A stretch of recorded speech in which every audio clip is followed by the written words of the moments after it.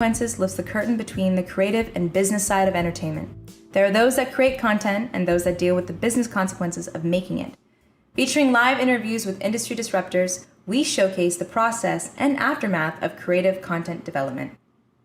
Content and Consequences is part of Rogue Matter, a digital content platform providing programming and entertainment that shatters boundaries and colors outside the lines. Join the movement. Go Rogue. RogueMatter.com.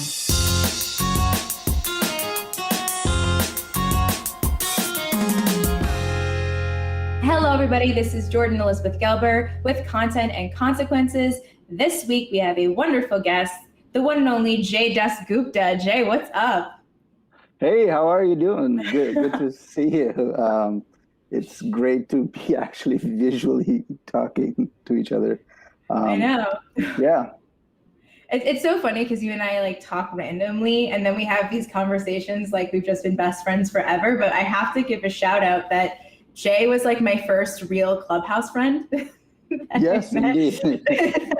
We met before Clubhouse like blew up, but I think it's a testament to the fact that we are in a world right now where people are talking about how we make content and what is the world of making content after the crazy year we had, as well as what is the world of making content in the industry, how it's changed. And you've been kind of at the forefront of all of it, right? Yeah, definitely. I mean, I was and am still involved with very much traditional filmmaking and TV, right? Like being on a Kevin Williamson show, very traditional, but at the same time, it was for a digital platform. So, definitely also has some innovative side to that.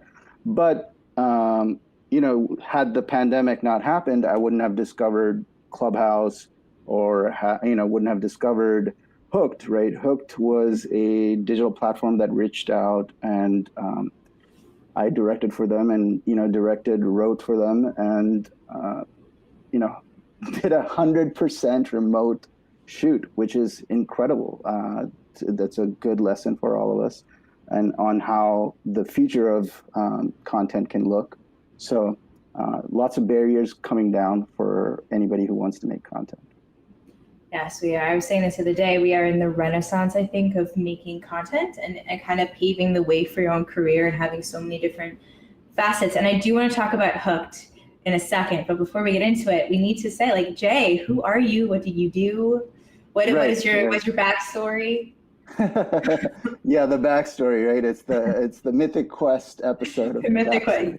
Exactly. It's our Mythic Quest. So I am primarily a writer-director. That's what I do.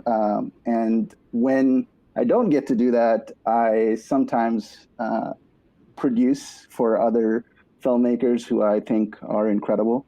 And I came up from development. I went to USC for film school, which was an incredible experience. I'm not saying that everybody needs to go to film school, but for me, I needed to because I was starting over from a different career, right? I was in medicine and when I came back to film and TV, I just needed to catch up and learn how to do things.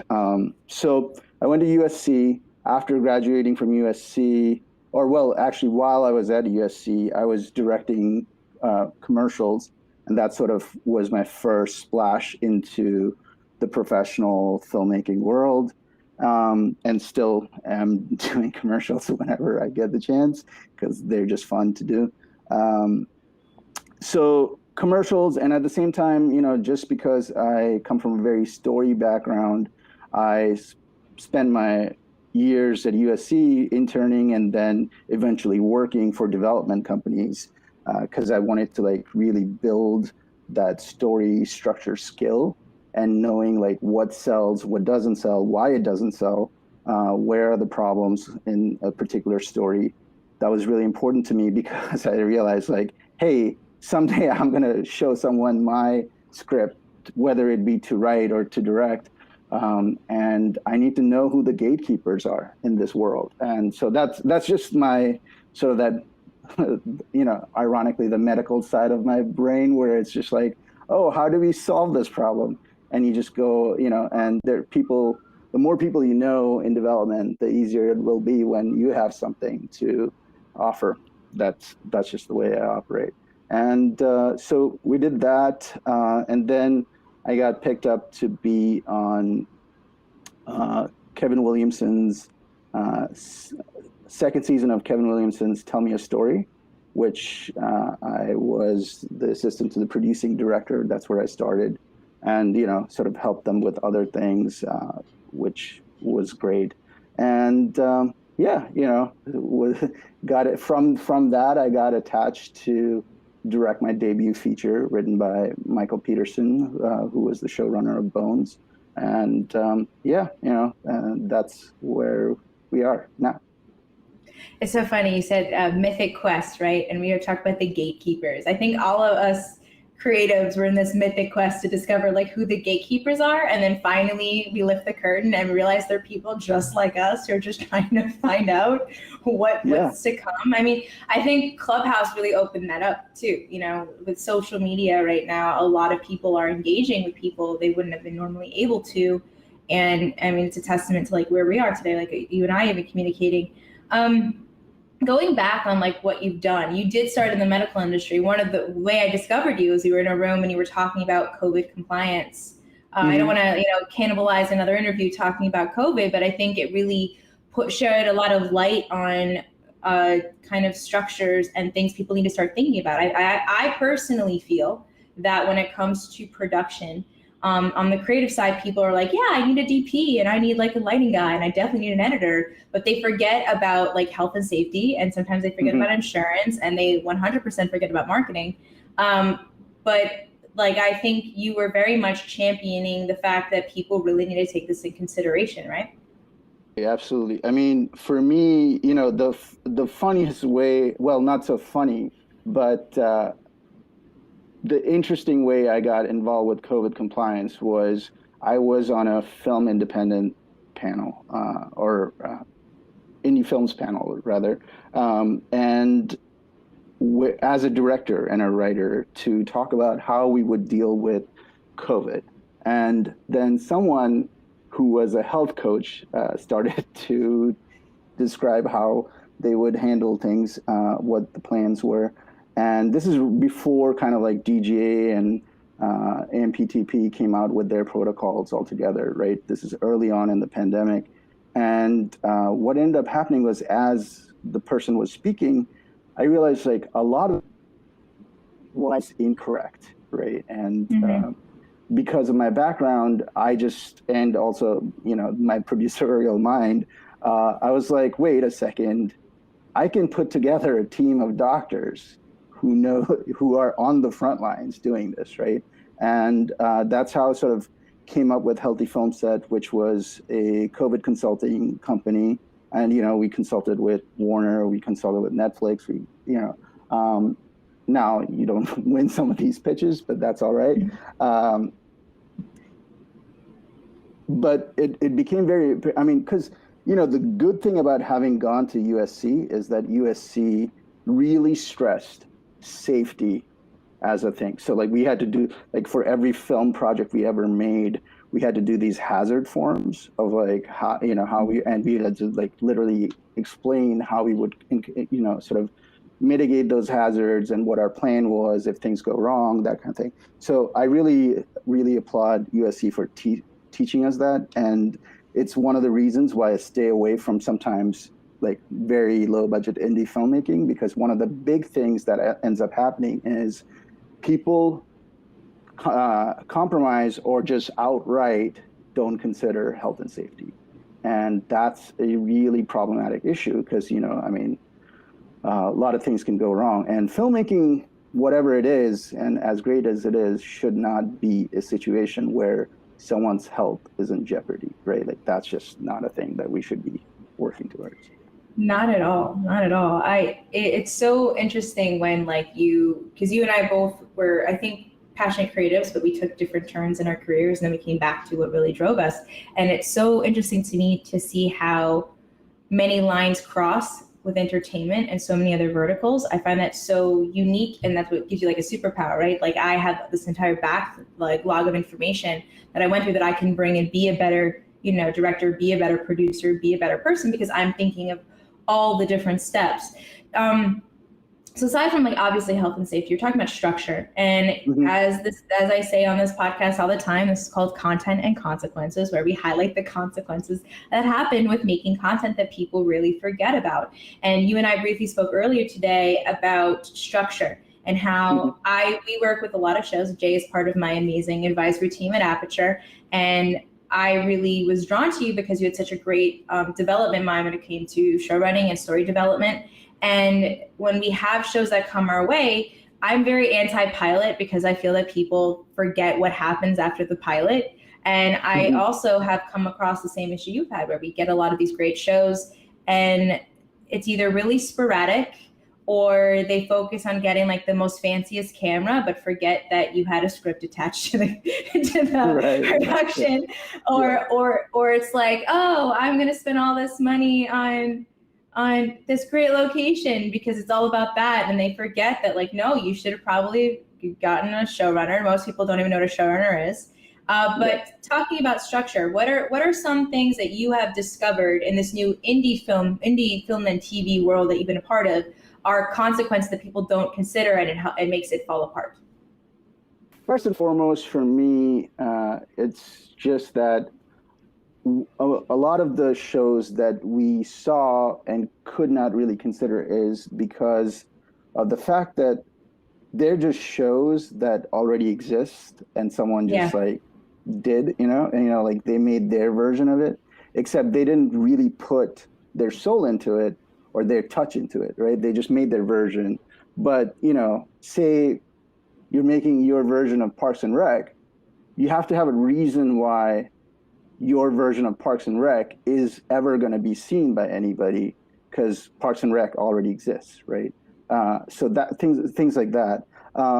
As far as the structure itself goes, I think not a lot of people, we are very well versed, I would say, in film structure because we've been taught that over and over by many different people, and you see it kind of coming into play. TV, the beauty of TV, which is why I love TV, is jazz, right? It's on some level, it's jazz. So you can very much make shows that are like Game of Thrones, that where, on the pilot, you have 40 some characters you have to learn about, or, you have Breaking Bad, which is a really almost perfect pilot structure, right? That's beautifully structured. So it's so much variety. And everything in between. The thing I find often is that because the jazz element is there, people forget that jazz is still built on very basic music ideas, right? You have music theory. That's right, music theory. Yeah, exactly. Yeah. And so same thing here, right? You can go crazy with TV, but you still have to understand, what are act breaks? Why do they come when they come? And why am I gonna spend a little bit of more time with my protagonist at the beginning of this show? And how does conflict really work? One of the shows we love and are considering is great, but sometimes I wish the conflict was dialed up a little more, and it just makes people appreciate. And here's the thing, whether we know structure or not, not everybody has to go out there and read books on structure like I do, or try to come up with their own. But I do think inherently as human beings, right, we in the back of our head know when a story feels fulfilling and when it doesn't. We may not know how to fix it, but we just know it. And so I think if we can sort of get to that level where I could somehow disseminate this idea of how 4-act structure works for drama or 2-act structure work for comedy. Now, here's the thing, with streaming, we don't have act breaks anymore. We don't go to commercials. But that doesn't mean that as we watch these things, our brain still doesn't need the stimuli of that act break, right? The act breaks helps us sort of reconnect with the story that's going on.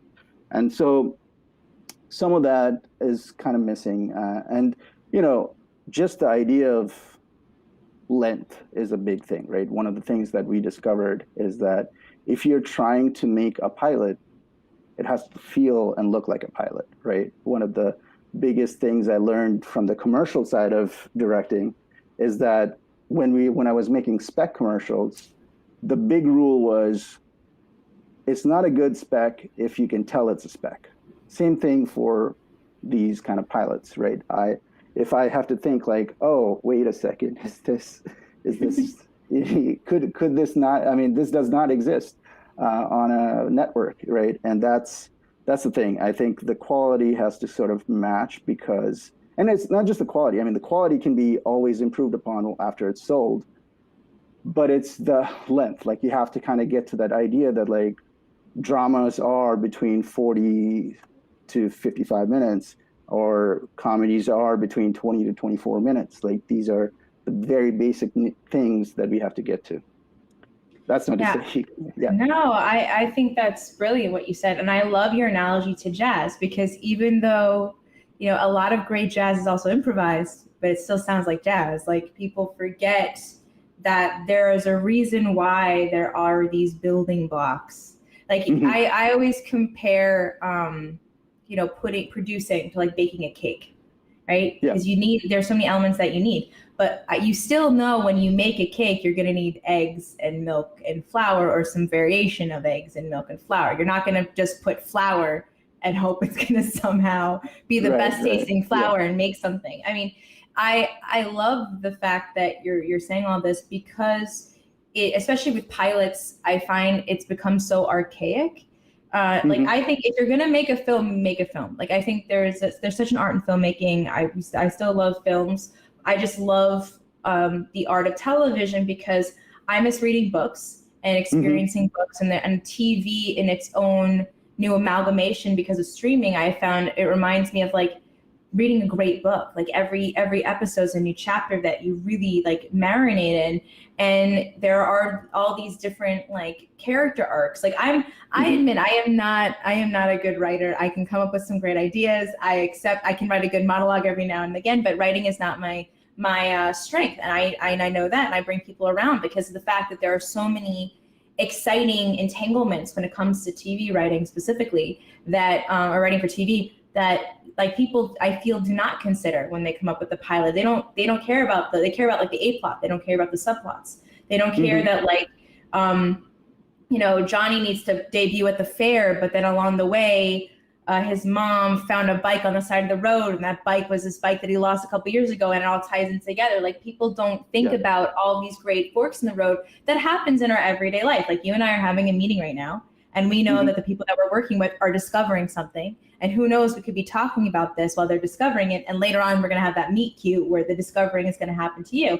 And I think it's very interesting to discuss structure, because it is part of professionalism in creativity that really goes to the wayside. I think that, you can make a lot of like I love what you said about spec commercials. If it looks like a spec commercial, it's not a good spec commercial. I think there are so many people that are making content on extremely low budgets, but doing it in such a beautiful way because they care about the art and respecting the art so much that it doesn't go to the wayside. Right. And so here's the thing, right? Like, speaking specifically to the people who are making very low budget, ultra low budget content for the hopes of getting it as a TV pilot or a TV series, story is going to always get you through, right? It's like, people will forgive the fact that you don't have a, RE Alexa to shoot on, or, you're not shooting on a red, or you don't have cine lenses to shoot on. That's fine. Like I said, when I was directing for Hooked, they didn't even want those. They just wanted something shot on iPhone 12 or 11 because we have 4K capability on that. And so, we've gotten to a place where I think cameras matter less and less, to be very honest. Obviously you need good sound, 100%. Don't 100%. Skimp on sound. because that's Please don't. don't skimp on sound. It's our PSA for today. Don't skimp right, on that's sound. our PSA for today. But if you give me a pilot that's shot really well, but the story's not there, and I know that I'm going to spend almost a year trying to get this to, or developing this to a place where it could be considered good, versus a story that's like incredibly well put together, and goes back to structure again. A story that's incredibly well put together, but not really shot that well. Well, that's just 4 days of like pre-pro and like, getting a few days of shooting in to make it look better than it is, right? Like, just think about it in those terms.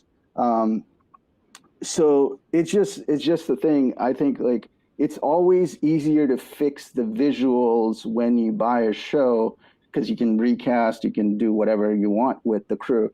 Hopefully you honor them, but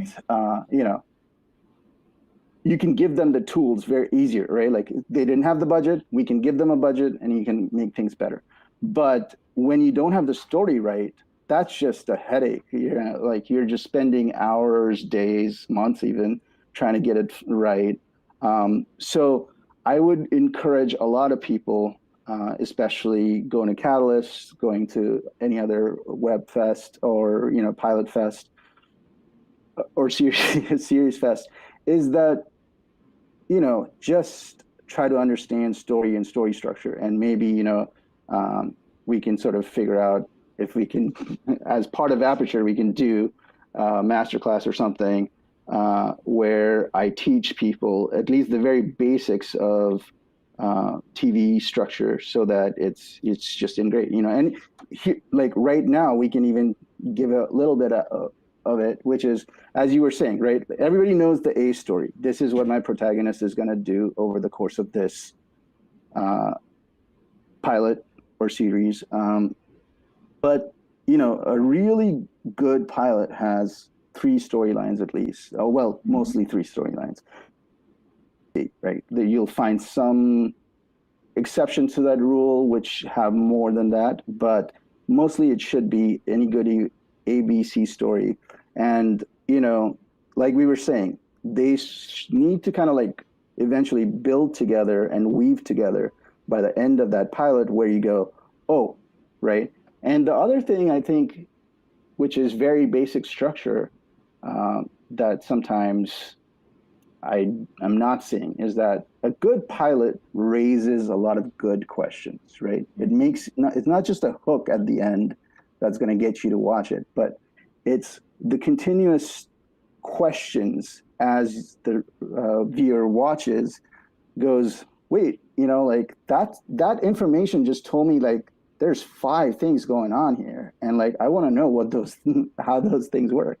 So yeah, it's those are sort of the basics, and of course, like one of the other big story structure basic that I would love for people to understand is Act 1 of your pilot is just like an Act 1 of, well, not just like an Act 1 of film, but at least the sequence 1 of a film. It's just that you got to spend a little time with your protagonist. We got to understand what is good, what is their real world, right? You can't just, we have the teaser at the beginning, which is going to get us hooked in, but then you got to spend a little time showing who this person is. And sometimes we're finding that that's the step that gets skipped over, right? It's like everybody's like doing a lot of cool things, but like, who is the person doing cool things, right? And it goes back to your backstory question. It's like, why do you care about what I have to say if you don't know what my backstory is, right? That's yes. It. You just brought up a question that's my kind of litmus test when people try to work with us. I ask them, why are we making this? Like, why should we care? They think like, oh, I had this great idea. It's so funny. Victoria and I reconnected so Victoria Shree Bennett, my lovely creative director of Aperture and like my lead, talent acquisition specialist with Jay over here. She and I reconnected many years ago at LA Web Fest, and there was like a writer's panel that we went to. And one of the things that they mentioned is write what you know, but we don't need another story of like little whoever the hell goes to LA to try to make a name for themselves as an actor. Like, we don't need that anymore. But not that that's a bad thing, but you don't need to make it complicated. Sometimes simple stories work best, even if they're in a fantastical environment. But I also find that people write what they know, but they don't go out to seek what their comparables are. They don't go out to seek, my favorite screenwriting book that I was taught on by my mentor, Frank Petrilli. He was friends with Blake Snyder, who wrote Save the Cat. And everyone should read Save the Cat. It's a great kind of understanding and breakdown of how to pitch. I find it's helpful for pitching anything, honestly. And they say, like, what is your project a cross between? Because giving identifiers are a great way to have the person reading it understand, oh, it's going to be this and this. So I expect it's going to be these two things together. And I think that people forget to like see what's out there. They find out what they wish it was like, but they don't try to discover what it actually is like. Right. And, speaking of Blake Snyder and Save the Cat, I mean, Jamie Nash actually, with Blake's blessings, or rather encouragement, wrote a TV version of it, which is called Save the Cat Writes for TV. And, I mean, I've read through that. That's a good resource to look at. I would say one of my favorite resources is, I think, episode 401 or 403 of the screenwriting podcast with John August and Craig Mazin, where Craig Mazin kind of lays out how to conceive of an idea. And it's incredibly well done. And you should definitely check that out. While we talk, I'll figure out which episode it is. Excellent. But yeah, I'm pretty sure anyways, so those are definitely resources that people, it's episode 403 of Script Notes, and it's called How to Write a Movie. But I encourage everyone to listen to that hour, because even though it says how to write a movie, it's really how to write a story. That's what it is. And you can apply a lot of the good ideas that he has in there to TV structure. Because clearly, I mean, Chernobyl is a testament to how how well he knows TV structure as well. That's a great show to watch for all the different plot lines. Like, honestly, historical pieces are great, like, case studies and good writing when they're done well. Because it's not just the war that's happening, it's all the things that led up to that, and what's happening on both sides are all different plot lines. I have two things I want to bring up, but one, I can't skim over Hooked. And I want to really talk about Hooked, because I'm fascinated by Hooked as somebody who's in the world of OTT development and different virtual networks. Hooked was something that is a hybrid between having an app and an OTT network, but it's a micro network. And for you, was it a difficult transitioning from like small budget commercials and music videos to then Tell Me a Story, to then going back to something, I would say, smaller like Hooked, or more intimate like Hooked? It was, it was definitely like an adjustment, in the sense, like, in the back of my head, I needed to scale everything down, which is, had it been normal times, would have been harder. But because it was pandemic times, it wasn't, because you just... The pandemic times. Right. Yeah, the pandemic times. So it wasn't. And also, to their credit, Kevin Ferguson and Esha Gupta, who are the two execs I work with at Hooked, which was started by Prerna Gupta and Parag Chordia. Great little platform, and I have nothing but good things to say about Esha and Kevin, because they were some of the easiest execs to work with, right? Like, they understood, like, they had a vision. They told us literally, like, what, they had a whole lookbook and everything on what they wanted, the quality they wanted, how they wanted things shot. And you would think that would like stifle your creativity, but it doesn't, right? Like, it actually elevates it, because you know what the boundaries are. And now all you're thinking about is, how do I elevate it from within these means or within these boundaries, right? And it was really a great collaboration on for me. I think like they were very well receptive of, sort of the directing notes I had on how to sort of take a story and make it better, and they loved it to the point where I was asked to be part of their staff writing team, right? So it's just one of those things. You obviously appreciate anybody who can give you the time and not the time, but just like the open mind to say like, okay, what do you got for us? And Hooked was really good about that. And what I also love about their pipeline is that because they have the Hooked TV, which is the final product, but they also have Hooked Stories, they are so good at sort of generating ideas and then putting it into play and seeing in real time how that's being received and what's working, what's not working. So they really have a built-in test lab for their stories, right? And then they can see which stories work really well, and they can push that towards the production pipeline. And it's incredible that they have that. And to have that, but still have execs who are willing to listen is very rare, because the bad version of that would be like, well, we already have the data, you don't need to do anything, right?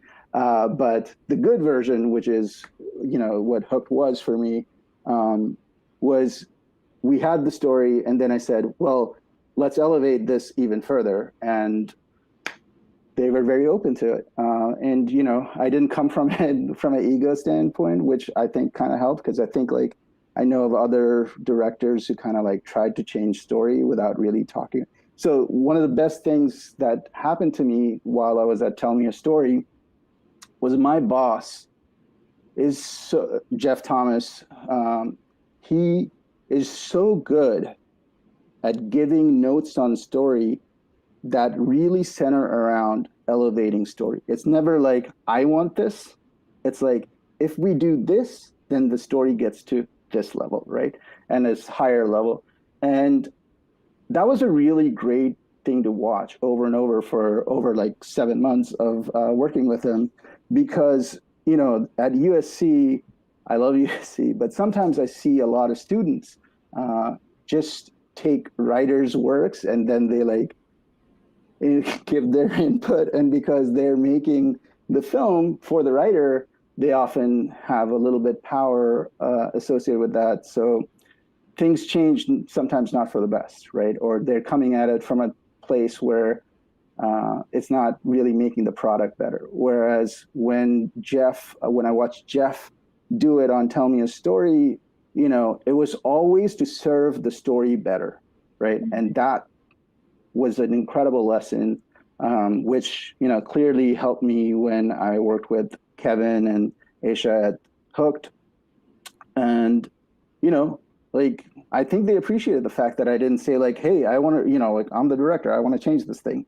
Like, no, every single suggestion I made was like, this story element plays better if we do add this little element, or if we take away this little element. And that's all you can really hope in making something.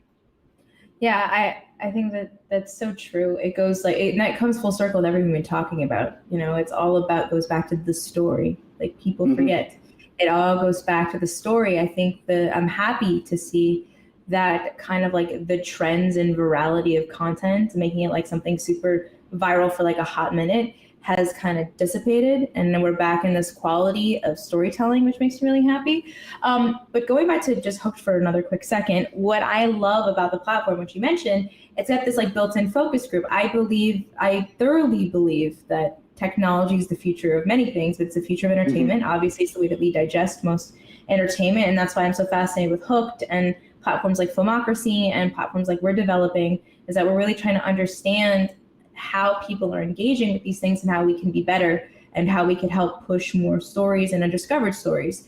So speaking of that, you are part of an AAPI creatives group led by Zasio Maximo, who I'm probably butchering his name. That's fine. Zasio. Yeah. What is it like to be part of that, and how did it happen? So again, this is another Clubhouse success story, like Yay, Clubhouse, sponsor us. right? Exactly. Exactly. Sponsors, please. I met some incredible people through Clubhouse, including you and Zos. At the beginning of Clubhouse, before it sort of like became available to everybody, it was sort of by invitation only, and that sort of like created this environment where, I met a lot of filmmakers who had the chops that we needed to talk, to be at a certain level of conversation. And Zos was one of those people. He's one of the kindest people I met. And always, I consider him, I mean, whether he likes it or not, I consider him my older brother. And, he looks out for us. He put together this incredible team of directors, producers, writers, execs, like we have some really cool execs like DJ who's building his own accelerator. We have, great directors like Soma Helmi and Diane Paragus, of course, Zos himself. We have writers, we have producers. So it's just like a really cool way to put together a team. You're going to have to tell me the question again, because I was just started talking about how is it like to be a part of it? Just what are you doing with it? Well, we're working very closely with Brenda Gilbert at Braun, and she is incredible. Look, it's a game changer when a exec decides they're going to help you, genuinely help you as a diversity component. Like, that's just a game changer. So she has been generous with her time and advice, and it's incredible that, I really like working with this group because I do think we will eventually get to a point where we're going to bring about some real change in this industry. Because, I hear a lot of like diversity inclusion. That has just become kind of a catchphrase, right? It's like, like a tagline. It's the term that gets thrown around, but not a lot of programs are effectively making lives better for minority creatives, and we're trying to change that. Hopefully very soon we'll have something that we present to the Academy, the TV Academy, and also hopefully to AICP, which is the Commercial Producers Program Guild, and just trying to sort of make the world better for our industry. Because I think one of the issues that I constantly face is this: there's a lot of good intention.